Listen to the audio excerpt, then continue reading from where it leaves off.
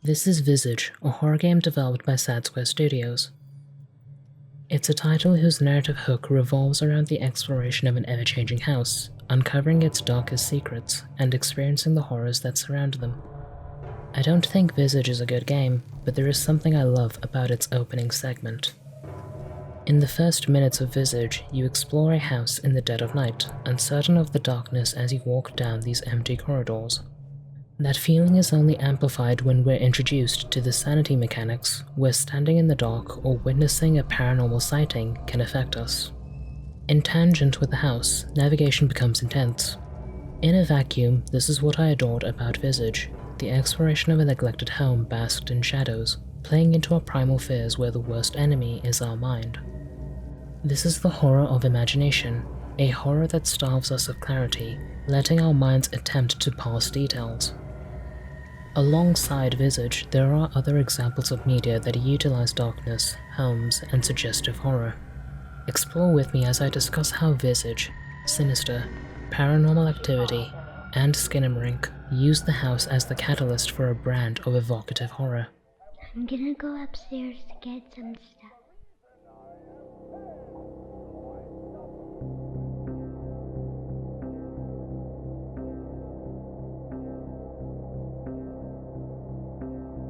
Houses, the dark, and houses covered in darkness aren't new concepts for horror. One could argue that they are guaranteed, even if they aren't the focus.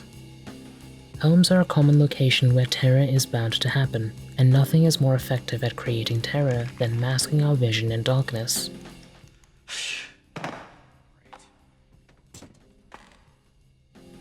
Both these tropes are ubiquitous due to their universality. A home isn't just wood and concrete situated on foundations. Home is a symbol of comfort, security, safety, a place where one is free and vulnerable, a space for loved ones to convene. At the very least, it is a retreat from the exhaustions of life. If the usage of these tropes are unanimous, then what is this essay ultimately about, and is there more to it? This is about a vividly specific feeling. Have you ever walked around your house in the middle of the night, when everything is dead quiet? It's not an entirely unpleasant feeling, you know the ins and outs like the back of your hand, but that doesn't stop the mind from wandering. When you walk through your dark corridors to grab a glass of water or to go to the bathroom, you can't help but feel that perhaps there may be something lurking in your kitchen. This is my thesis. A case study into a very specific instance of fear and examples of horror media that explore the idea. A strength of horror is its ability to stimulate our imagination, and what a dimly lit home symbolizes to me is that potency for suggestive horror. At a certain point in time, it's likely you would have been afraid of the dark, especially as a child. We can grow out of it, of course, but we can never quite get over it. Nyctophobia can be described as an intense fear of night or darkness, which can cause strong feelings of anxiety. Of course, suggestive horror isn't as extreme as a phobia, but there is a reason why darkness is a prominent tool for horror. In a 2017 article titled The Psychology of Black and Why We're Scared of the Dark, Daniela Emanuel quotes, "In the dark, our visual sense vanishes, and we are unable to detect who or what is around us.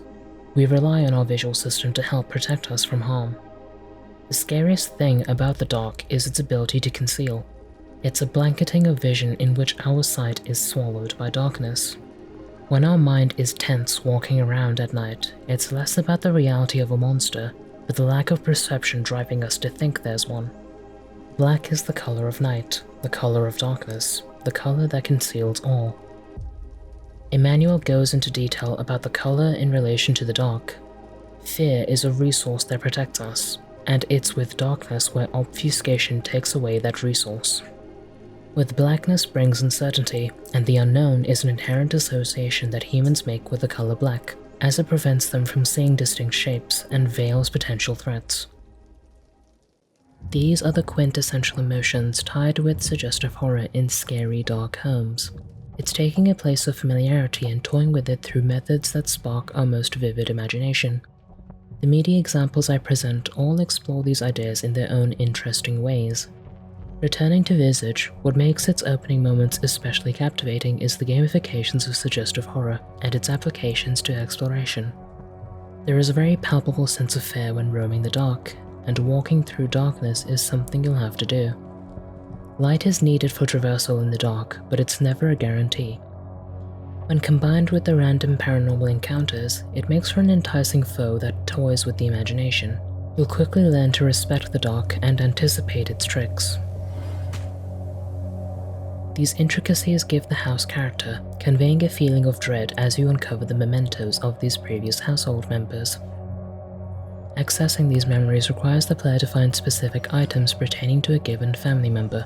It could be either a mirror or a misplaced walking crutch. When you complete a person's memories, they in turn affect the navigation of the house, perhaps for the worst. It makes the house feel like it were a photo album for past family turmoils.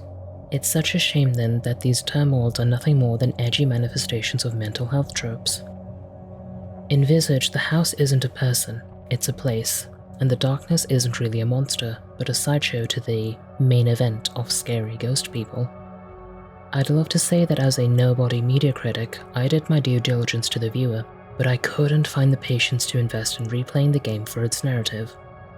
The impression that Visage's story gave me was that it prioritized shock value above all else, utilizing such heavy subjects as a narrative aesthetic to convey something deep and unnerving to the player.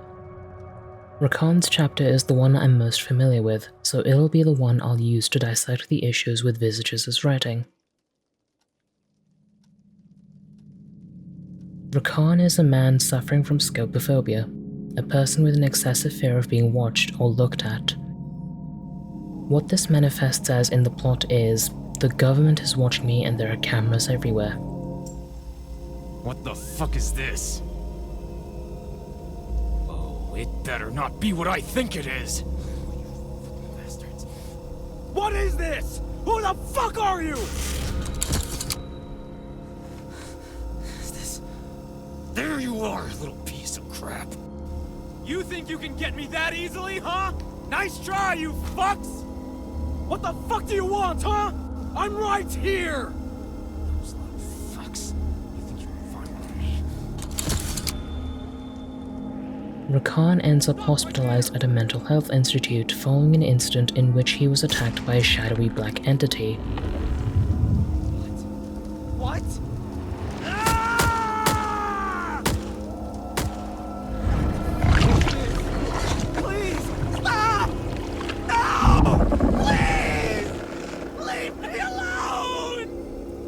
What it represents isn't really explored, they just exist as an antagonist for the player. However, it clearly affects Rakan mentally, to the point of driving him to take his own life as a way to exercise control over the demon. He lives, but is left crippled by it. You know what you shouldn't do with something like this? Turn it into a cheap jump scare.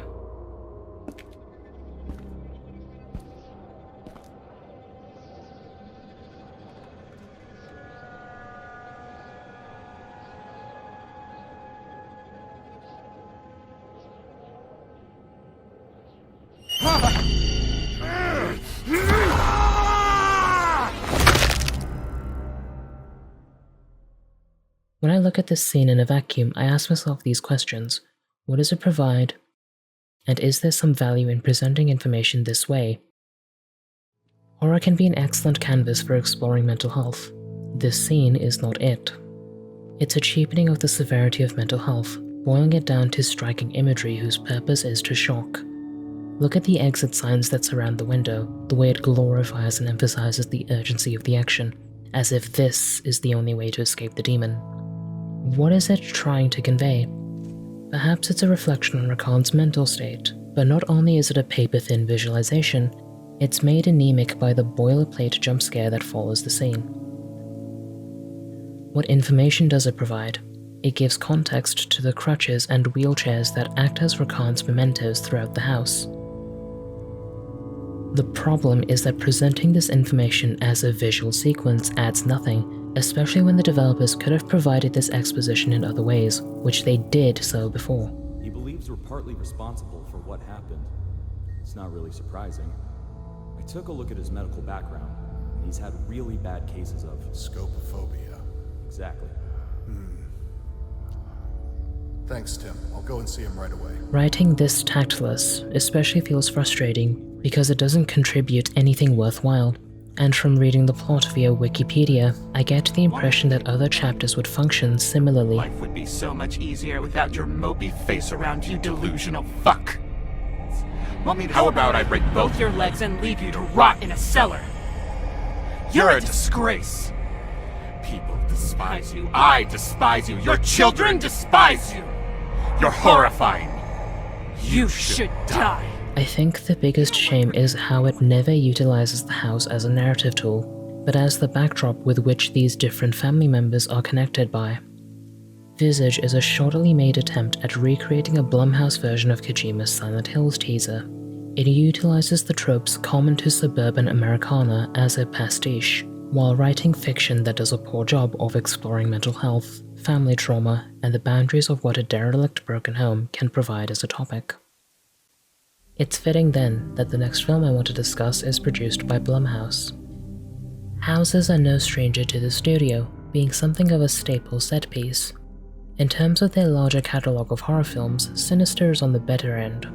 We follow one Ellison Oswald, a true crime novelist who moves his family into the home of a recently deceased one, in the hopes that he could write another hit novel about them. What he comes across is a series of found footage reels full of horrors beyond his capabilities. It's a fairly standard horror film, but where it's most compelling is during slower scenes, where we spend time with Oswald meticulously digesting the contents of the tapes, and then experiencing its effects on him and his family.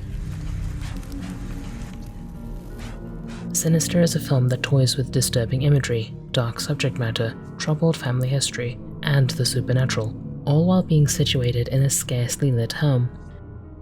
The home aspect of suggestive horror is more pronounced in Sinister, both as a physical space and a symbolic metaphor. Watching Oswald explore the house is tense, especially when it's following one of those Super 8 tapes. It creates an uncertainty when he goes to investigate the sounds that creak from the dark. A home isn't always a place, but about the people that make up its residents. Home to Sinister is about family, and repeatedly, the home undergoes turmoil. Americana is an aesthetic that's common in Blumhouse films, nuclear families in rural suburbia, dealing with an evil that threatens American motifs and values. In Casey Hogg's The Cinematic Horror of Remote Americana, they write, Americana can be defined as all things that are associated with America itself. It is obvious that the most intriguing aspect of such a culture is the natural terror that this way of life was built on and maintains. My perspective on Americana is interesting as an outsider. My perception of America, its values, and its history isn't a lived experience, but one I observe through the media it creates. From my perspective, Sinister's family tapes especially exude that idealized American nostalgia. Picturesque family outings basked in vibrancy, spotlit by the hot southern summer sun. Sinister's framing of home is rooted in strong American imagery, and like with any Americana, there is an evil that is rooted in its foundations. The film's supernatural boogeyman is a pagan deity named Bagul, Slenderman's metalhead cousin who possesses a child and a family, making them commit the murders that are shown in the Super 8 reels. Satanism is just one of the assorted imagery tied to the mythos of rural Americana. From satanic rituals to ancestral secrets, haunted spaces to intensive loneliness and exile, we've seen it all. Perhaps one of the most dreadful and most enticing elements of backwoods Americana is superstition and the belief in the demonic. These images of evil serve to antagonize the values on which America is built on, something a little old-fashioned ritualism is good at. What Bagul represents in Sinister is family turmoil, a darkness that eats away at a household. As the film progresses, we see Oswald and the relation to his family deteriorate, where love between them is swallowed by a poison that separates them. In more contemporary examples of Americana, Satanism takes a backseat in favor of other evils which plague modern-day America. In Jordan Peele's Get Out, the root evil to America are the values it was built on. White American values, that is. Yeah. Careful. Yeah, I'm very careful.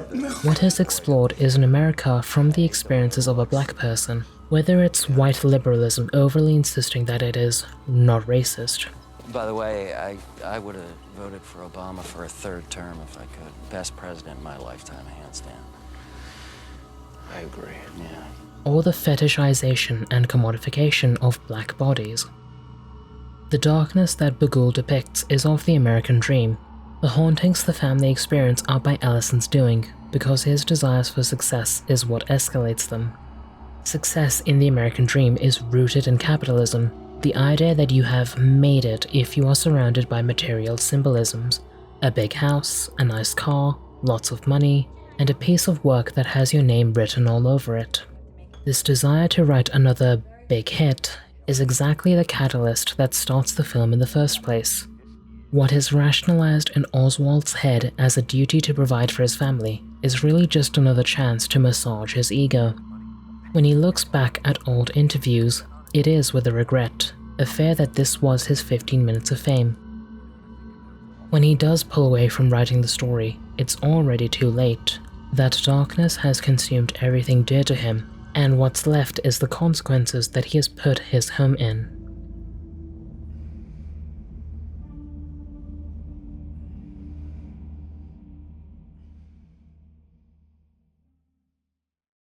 Boneheaded men biting off more than they can chew is a trait that Paranormal Activity also shares, as well as being another Blumhouse-produced property. What a fruit. Do you think you could try not to be completely rude to him? On the surface, nothing particularly stands out about this film and its myriad of tropes. A young couple, a spooky house, ghost sightings, psychics. But what Paranormal Activity lacks in originality, it makes up for with novelty. Certainly, Sinister does a good job at making its darkness feel visceral. However, it pales in comparison to both Visage and Paranormal Activity, because they offer perspective. With Visage, the game is played from a first-person perspective, ensuring the viewer is in the driver's seat of the horror. Found footage films are commonplace in horror, but there was a point where it was a novel concept. It's a style of filming where we share an intimate connection with the camera, utilizing its constraints to create something raw and experienced. While not the first found footage film, the Blair Witch Project is easily one of horror's most iconic, and during a time before the internet we know, there was an earnest attempt to pass it off as reality. Paranormal Activity came into existence much later, on the cusp of when the internet was a common household necessity, and while it's not fooling anyone into believing it's reality, there's something valuable it adds to the discussion of suggestive horror. When asked 7 questions about Paranormal Activity, director Oren Peli recalls being inspired by his experience hearing strange noises when moving into his house. I don't think it was anything supernatural, a lot of it was natural stuff like the house settling. But that's what got me thinking, what goes on when you're asleep? When being interviewed by Chris Jones, director of 2009's Gone Fishing, he goes into further detail. I moved to a new house and I started hearing noises at night. My first instinct wasn't that the house was haunted, but it did get me to think about what was going on. It led me to the idea of what if someone did think their house was haunted. The strengths that found footage provides for this discussion is how it involves the audience in the terror of roaming a house at night. We may not be a character, but we are their perspective, and when they feel tension, we feel it too. Ironically, found footage does ground the film into reality, enough of one to be relatable to the viewer. Low-fidelity cinematography is a given with how the film is shot, but it really does add to the horror. Our field of vision is narrow, and what we're able to see depends on the lighting conditions of the scene. Combined with the on-screen graininess, it recreates that childlike fear of the dark, where we aren't certain if what we see was a real ghost or digital noise. This alone wouldn't be enough to scare us, and so the film leans into audio to hint at terror. Scenes shot at night are often done in silence, so it relies on the characters to sell the anxiety of the hauntings to the viewers, reacting to the night terrors in screams and swears.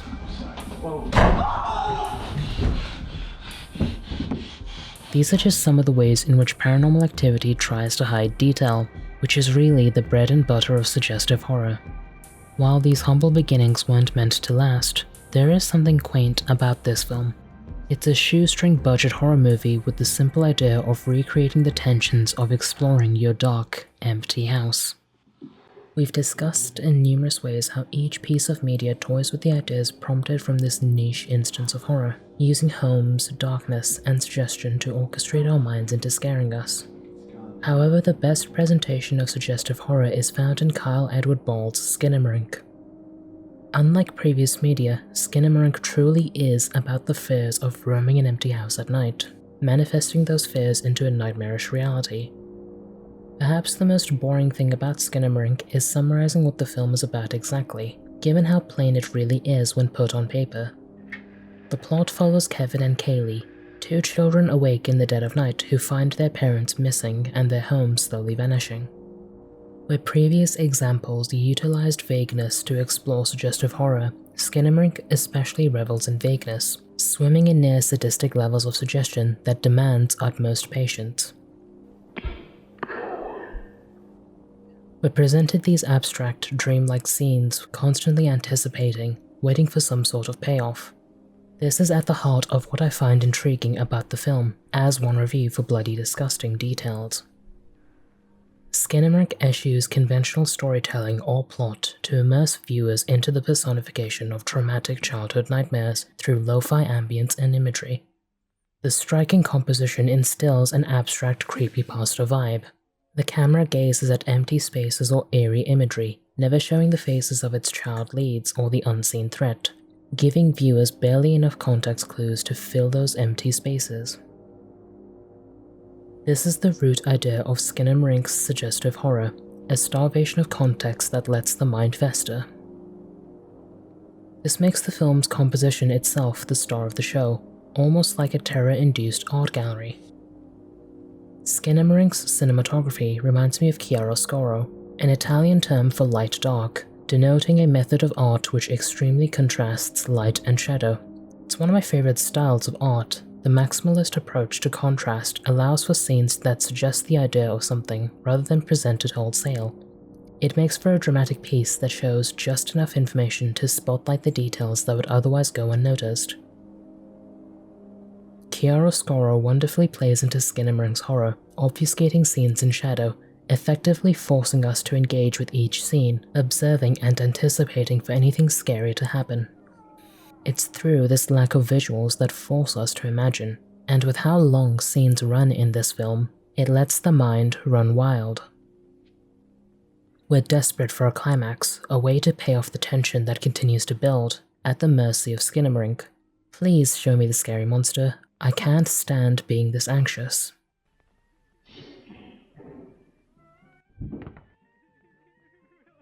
What Skinamarink chooses to share with its audience also strengthens the horror's suggestive potency. Often, context is provided through auditory cues, utilizing sound to nudge the viewer into the narrative angle of a scene. Sometimes it's even used to flavor the tension.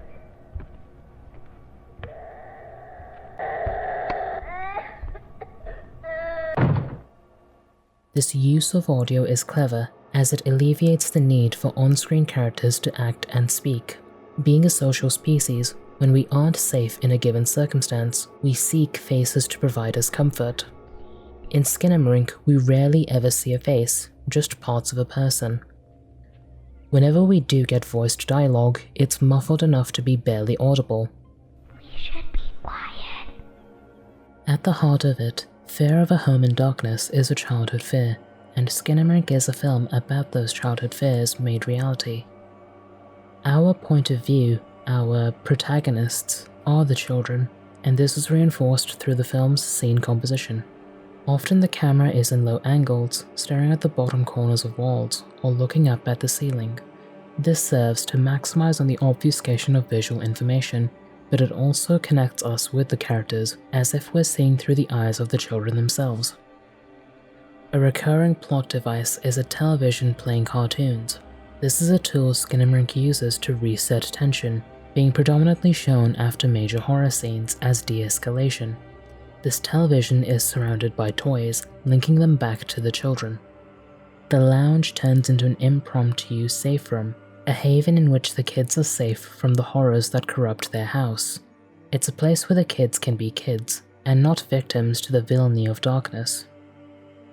There is a nostalgia that this set piece evokes as well, as if we were a child watching Saturday morning cartoons, contrasting the cold, uninviting darkness of the house with warm and comforting imagery.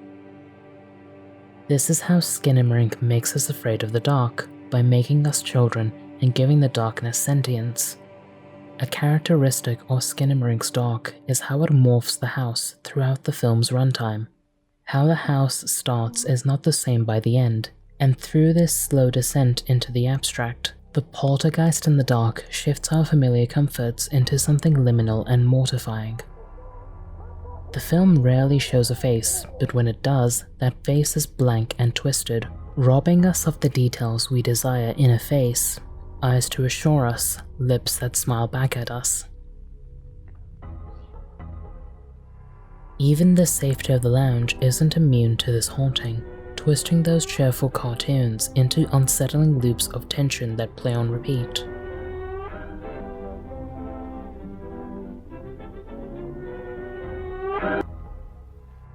Like with any ghost haunting, there is a monster in this film, but they aren't ever seen, only heard in hushed whispers, and whose effects are only seen in the reactions of the children.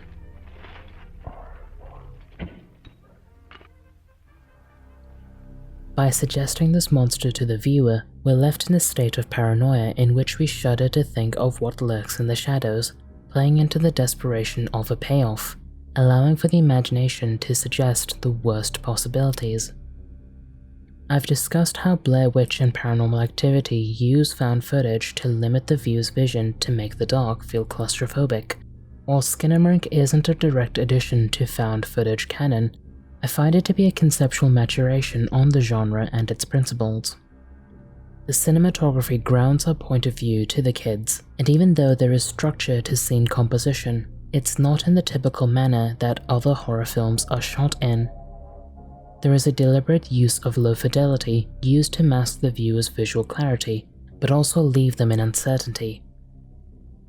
The contrast and graininess provided by low fidelity aesthetics allow for deception in our sight, letting our minds play tricks with us, akin to how a camera can't quite pick up all the details in a poorly lit scene. The manner in which Skinamarink employs these elements follows in the cryptic nature of the aforementioned pieces of media, less like a found footage documentary, but akin to a creepypasta.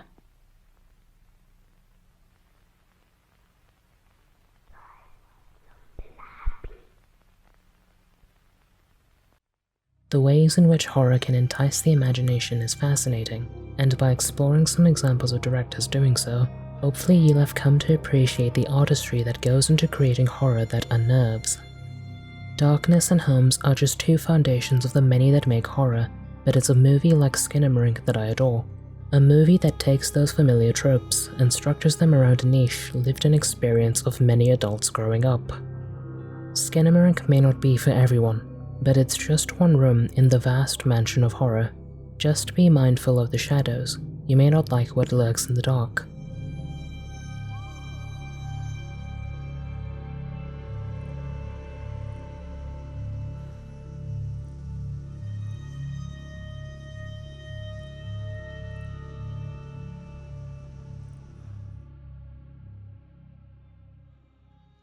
Hello, this is hopefully the only time I'll be self-promoting myself.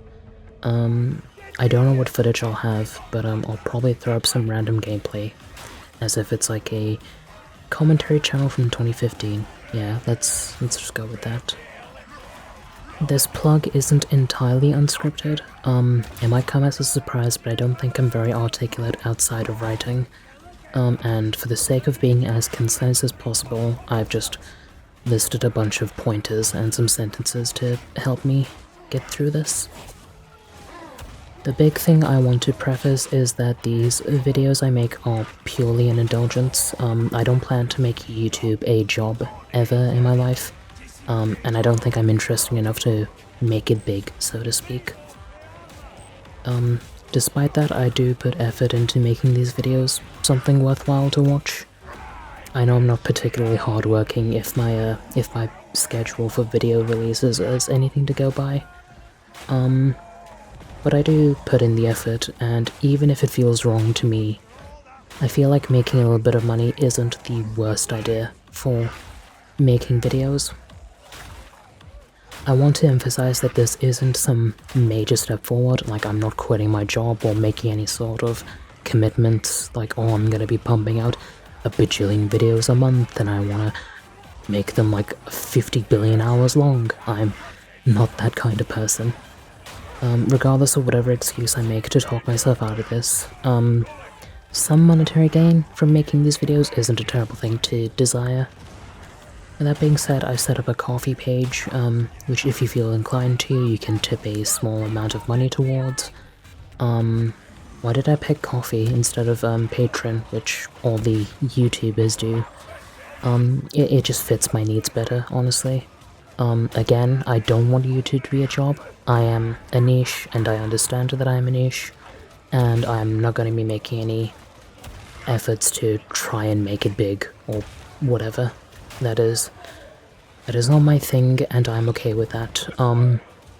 Besides, the idea of having monthly patrons just kind of gives me anxiety, and I don't need that in my life. Basically, to sum things up, I've set up a coffee, and if you feel inclined, you're welcome to tip me any amount of money that goes towards my needs, but this is not obligatory, it's not mandatory. I'll still be doing whatever I do, and releasing it whenever it's fine enough to release. That's it. Take care. I'll see you whenever I see you. Or I'll speak to you whenever I speak to you.